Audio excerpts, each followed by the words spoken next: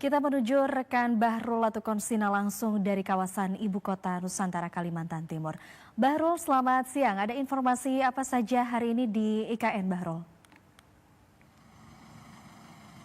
Ya baik, selamat siang Andin dan juga saudara. Saat ini kami tengah berada di akses jalan menuju Pulau Balang, yakni jembatan Pulau Balang, yakni adalah jembatan yang menghubungkan Penajam Pasir Utara dan juga wilayah Balikpapan, serta juga ini adalah akses menuju ke Bandara Internasional Ibu Kota Nusantara di Penajam Pasir Utara. Untuk pembangunan di Ibu Kota Nusantara ini terus dilakukan. Tentunya pembangunan ini juga tidak lepas dari mitra-mitra strategis pemerintah. Salah satunya adalah dari Dewan Perwakilan Rakyat, juga DPR RI. Dalam hal ini adalah Komisi 2 DPR RI ini juga melakukan kunjungan di Ibu Kota Nusantara untuk memastikan pembangunan di Ibu Kota Nusantara ini berlangsung secara transparan dan juga mengedepankan prinsip keberpihakan kepada masyarakat Indonesia. Dalam kunjungannya tentunya dari Ketua Komisi 2 DPR RI Rizky Nizami memang mengungkapkan bagaimana pentingnya pembangunan ini haruslah mengedepankan prinsip pembangunan untuk masyarakat, dan juga seluruh keuangan yang digunakan ataupun anggaran-anggaran yang disediakan tentunya juga harus disampaikan secara transparan untuk masyarakat, juga untuk memastikan masyarakat ini mengetahui sejauh mana pembangunan di Ibu Kota Nusantara. Juga selain itu juga pada kedatangannya di Ibu Kota Nusantara, ia tidak datang hanya anggota DPR RI saja, namun juga telah melakukan rapat bersama dengan Kepala OIKN, juga sejumlah menteri maupun wakil menteri yang memang juga bersama datang ke Ibu Kota Nusantara untuk memastikan pembangunan yang tengah dilakukan di Ibu Kota Nusantara. Dan berikut saudara adalah pernyataan dari Ketua Komisi 2 DPR RI Rizky Nizami. Tugas kami adalah memastikan anggaran yang sudah kami bahas dan persetujui di APBN itu betul-betul bisa dijalankan oleh IKN. Apa yang harus dijalankan? Seluruh infrastruktur harus terbangun untuk 3 cabang kekuasaan, eksekutif, legislatif, dan yudikatif. Dan yang paling penting adalah 2 hal yang lain. 1, blueprint terkait dengan kepindahan ASN ke IKN, karena percuma kita bangun infrastruktur kalau kemudian blueprint pemindahan ASN-nya belum dilakukan, infrastrukturnya nanti sia-sia karena tidak difungsionalisasikan.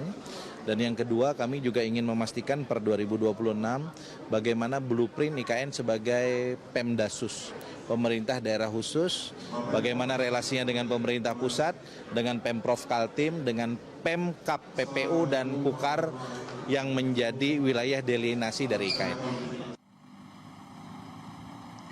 Ya, Andi dan juga saudara, tentunya juga yang dilakukan oleh otorita Ibu Kota Nusantara juga bersama pemerintah daerah ini juga terus melakukan pembangunan di Ibu Kota Nusantara, dan juga untuk memastikan pembangunan di Ibu Kota Nusantara ini juga memiliki dampak positif untuk wilayah sekitar. Salah satunya adalah OIKN bersama dengan Bupati Penajam Pasir Utara ini melakukan penanaman bibit di Desa Sukaraja, Kecamatan Sepaku, Kalimantan Timur. Tentunya hal ini dilakukan untuk memastikan adanya pengurangan emisi, termasuk juga melakukan penanam bibit sehingga nantinya jika bibit ini tumbuh juga dapat dimanfaatkan untuk masyarakat. Dan juga Desa Sukaraja ini memang direncanakan akan menjadi desa buah. Bukan hanya sekedar penanaman bibit, juga dari pemerintah, dari otorita Ibu Kota Nusantara maupun dari Bupati Penajam Pasir Utara juga membagikan bibit begitu untuk masyarakat agar dapat ditanam di rumah-rumah atau di pekarangan rumah, sehingga nanti jika bibit ini sudah matang menjadi buah dapat dimanfaatkan oleh masyarakat untuk meningkatkan perekonomian.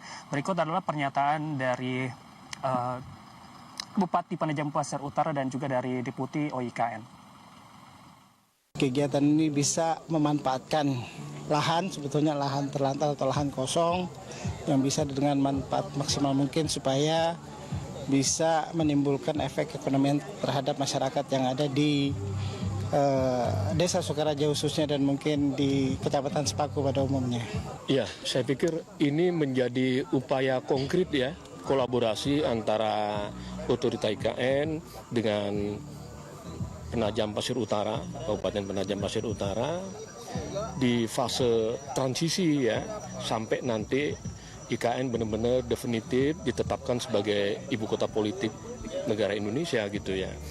Ini 3 tahun ini saya bikin fase yang sangat krusial. Kami mempersiapkan pembangunan, ya, mempersiapkan sarana prasarana infrastruktur fisik, ya, untuk legislatif dan yudikatif. Di sisi lain, kita juga harus mempersiapkan sumber daya manusia di IKN sehingga tidak tertinggal dengan pembangunan fisik tersebut. Ya, dari dua informasi tadi kita melihat saudara bagaimana langkah-langkah pembangunan di Ibu Kota Nusantara ini bukan hanya dilakukan oleh pemerintah Indonesia namun juga dibantu begitu oleh mitra-mitra strategis untuk memastikan pembangunan di Ibu Kota Nusantara ini juga haruslah berdampak positif pada masyarakat Ibu Kota Nusantara dan juga wilayah sekitar. Untuk sementara dari IKN kembali ke Anda, Andin. Baik, Bahrul, terima kasih atas informasi Anda. Selamat bertugas kembali.